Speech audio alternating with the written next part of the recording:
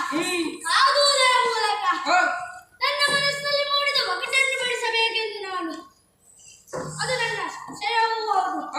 ಅಂದು ವನದಲ್ಲಿ ನಮ್ಮತ್ತೆಯ ಮಾನ ಖಂಡಿಸಿ ಕೋಡಿತನವನ್ನ ತೋರಿದೆ. ಇದು ನ್ಯಾಯವೋ ನಿಜವಾದ ಸಂಗತಿಯನ್ನು ಹೇಳಿ.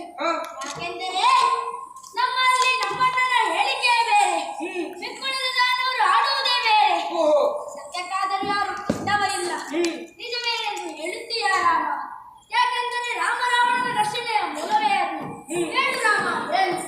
ಬಾಲಕ, ನಿನ್ನತ್ತೆ ಮಾನ ಖಂಡಿಸಿದಳೆಂದು ಹೇಳಿದಳು ಅಥವಾ ಯಾವ ರೂಪದಲ್ಲಿ ಎಂದು ಹೇಳಿದಳು ಅಥವಾ ಅವಳನ್ನು ಕಂಡವರು ಅದಕ್ಕೆ ಹೇಗೆ ವ್ಯಾಖ್ಯಾನ ಮಾಡಿದರು?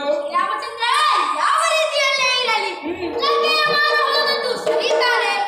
ನಿನ್ನ ಬಾಯಿಂದ ಬಂದರೆ ಅದಕ್ಕೊಂದು ಪರಿಮಾರ್ಜನೆ ಅಂತ ಸಿಗುತ್ತದೆ. ಸರಿ, ಕೇಳುವ ಕುತೂಹಲ ನಿನಗೆ ಇದೆ ಎಂತಾದರೆ ಹೇಳುತ್ತೇನೆ ಕೇಳು. ಈ ವಿಷಯದಲ್ಲಿ ಖೇದ ತಾಳುವ ಅವಶ್ಯಕತೆಯೇ ಇಲ್ಲ. ಏಕೆಂದರೆ ನನ್ನ ಭಾಷೆಯಲ್ಲಿ ನಿನ್ನತ್ತೆ ಗುರುಳೆ ದುಷ್ಟತನ ಮಾತ್ರವಲ್ಲದೆ ಪರ ಪುರುಷರಲ್ಲಿ ಬಿಸಿ ಏರಿದ ಕಾಮದ ವಂಚೆಯಲ್ಲಿ ಇದ್ದವಳು. ಹಾಗಾಗಿ ಅವಳಿಗೆ ವೇದ ಶಾಸ್ತ್ರಗಳಲ್ಲಿ ಯಾವ ಶಿಕ್ಷೆ ಉಲ್ಲೇಖಿಸಲ್ಪಟ್ಟಿದೆಯೋ ಅದನ್ನೇ ನೀಡಿದ್ದೇನೆ. ಇನ್ನು ಯಾರಿಗೆ ಮಾನದಂಡನೆ, ಯಾರಿಗೆ ಮಾನಹಾನಿ, ಇದರ ಯೋಚನೆ ನಿನಗೆ ಬಿಟ್ಟದ್ದು. ರಾಮಚಂದ್ರ,